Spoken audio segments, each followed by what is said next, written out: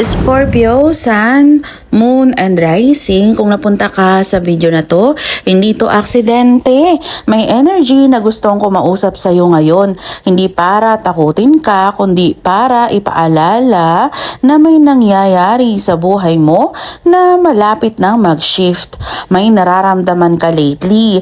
Parang may kulang, parang hindi ka satisfied kahit may ginagawa ka at hindi mo ma-explain kung bakit. Huminga ka muna kasi itong message na to pwedeng mag-resonate sa sitwasyon mo ngayon. General reading ito, kunin mo lang yung magre-resonate sa'yo at para sa safety ninyo, hindi ako nagme-message ng una. Kayo ang magme-message sa akin. Mag-ingat din sa mga posters account. Kung hindi mo pa alam ang Sun, Moon at Rising mo, pwede mong i-check online birth chart calculator. Ang energy mo this May 2026, Scorpio, Sun, Moon at Rising.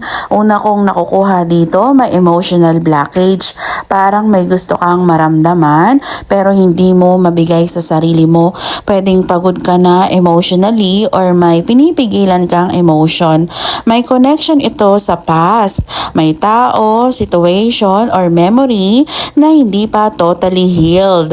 May delay or frustration ka na nararamdaman mo. Pwedeng hindi ka satisfied sa work, kulang ang income, or may hinihintay kang opportunity.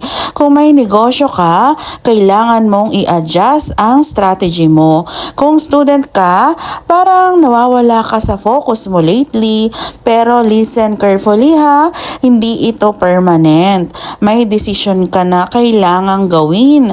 Matagal mo na itong iniiwasan at hanggat hindi ka pumipili, hindi gagalaw ang sitwasyon mo. May potential ng stability dito, may long-term reward, pero kailangan mong ayusin muna ang foundation mo. Pwedeng family matters, financial planning, or responsibilities. Kung nasa abroad ka, Scorpio, may adjustment phase ka this May. Kung nasa Pilipinas ka naman, may opportunity pero kailangan mong seryosohin. Kung may partner ka, may emotional distance. Hindi ibig sabihin wala ng love, pero may misunderstanding. Kailangan mo ng honest communication.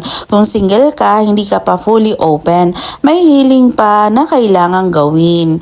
Kung sa health naman, hormonal imbalance, chest area like heart and lungs, stress at anxiety, stomach, digestion. Kung napapansin mong madaling mapagod or heavy ang dibdib mo, wag mong i-ignore. Kailangan mo ng pahinga at emotional release. May travel energy para sa iba pero hindi lahat. Para sa iba, waiting phase pa. May iba sa inyo na walan ng work or nagdadalawang isip pero may good news. May pagbabago na paparating, hindi instant pero papunta ka doon. May tao sa paligid mo na hindi align sa energy mo or nagdudulot ng confusion. Distance muna, pero may isang tao din na dapat mong kamustahin, someone genuine. Ano ang dapat mong i-focus? Emotional healing, clear decisions, financial discipline, at self-worth. Huwag mong hanapin sa iba ang kulang sa'yo. May dissatisfaction ngayon pero may shift na paparating. Ang kailangan mo, kumilos, hindi sapat ang hintay.